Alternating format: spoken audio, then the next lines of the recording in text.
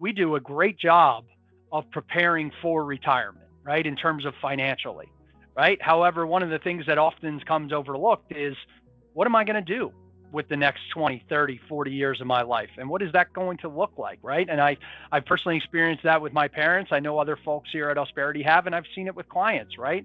A lot of times folks are just not ready for all the free time that they're going to have and end up going back to work sometimes 1 year later, right? So I guess in my mind, right, the MIT, what they've really done is try to study how you can be better prepared mentally for the free time that you're about to experience.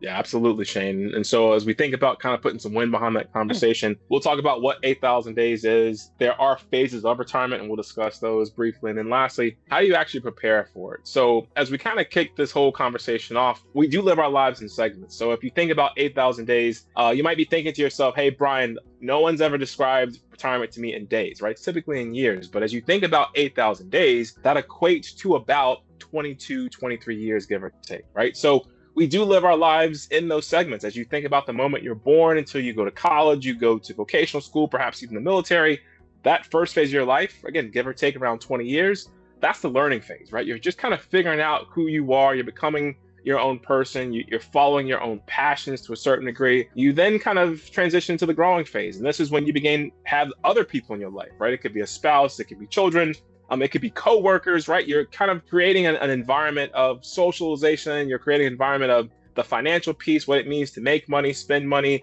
earn money, give money, all those things. But then you transition to the maturing phase as you kind of relate to the idea that you're grown.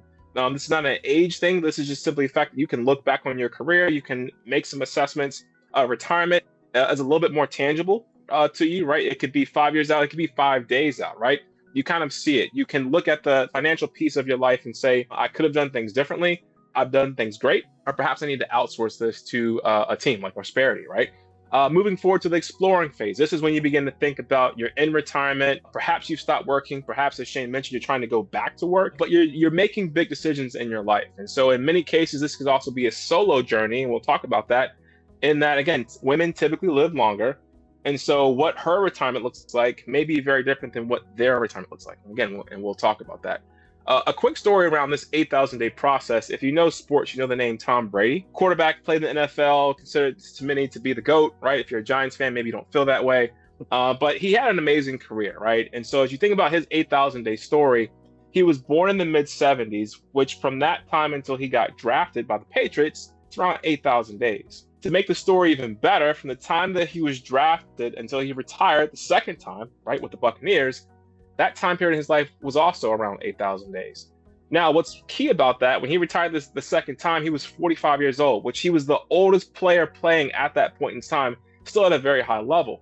But as you think about his transition from playing the sport of football, again, one of the best, to TV, and he's still working out the kinks there, his 8,000 day process is a little different than most, right? So retiring at 45 and having a very long runway in quote unquote retirement, I think just puts eyeball to retirement is not necessarily a clear path, right? It looks different for most of us. When we work, how long we support will look very different. Any thoughts there, Shane, before I move forward? And this is very interesting. And that story about Tom Brady it's amazing that the math worked out exactly like that. So I'm interested in hearing more, Brian. Go ahead. All right. So as we talk Tom Brady, I want to talk about some more practical people. The first being Jean Calment. She is the oldest person living on record. And so if you think about her life, she was alive when the Eiffel Tower was constructed. She survived the Spanish flu. She even survived both World War I and World War II. She was French. And so when you think about her life, certainly she wasn't looking to live to 102. Certainly she couldn't control what was happening in the world. But she was alive for a lot of what we experience in modern day history. And so as you think about people living longer, just think about, again, if you know someone who was alive in the early 1900s and perhaps is still alive, their story is pretty amazing. The oldest person currently living in the world, we had to have a little conflict with our marketing department because the person kept changing, every 3 to 5 months, depending on, how things would play out. So typically the oldest person living is a female, at least the past 5 or 6 people have been. So we have an image of a female because likely that person is a female today.